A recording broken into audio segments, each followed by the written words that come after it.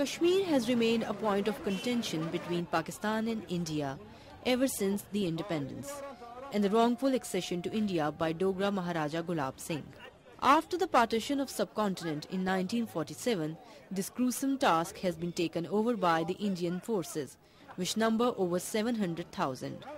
The Indian troops deployed in Indian-occupied Kashmir operate under a host of draconian laws specific to Kashmir, which have made these forces take on the role of an occupying army. They have been given a free hand to play havoc with the life, honor and property of the hapless Kashmiris.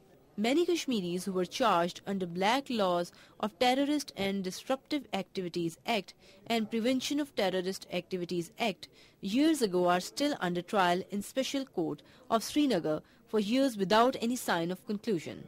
Almost 80 to 90 cases are under trial in the Srinagar Special TADA and POTA courts, which are regularly taken for hearing.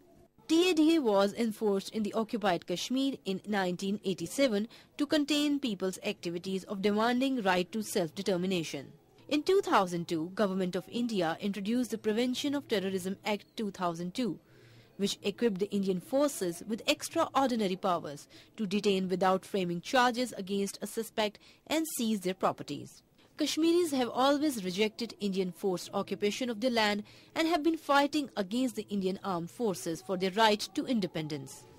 They have rendered innumerable sacrifices in their struggle against Indian forces, with more than 100,000 people being martyred by the Indian forces since 1989, while more than 3,000 remain under illegal custody.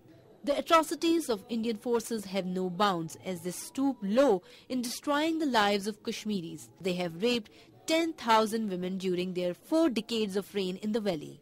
Kashmir is one of the oldest disputes in the international diplomatic arena. While the international community has failed to perform its obligation under UN resolution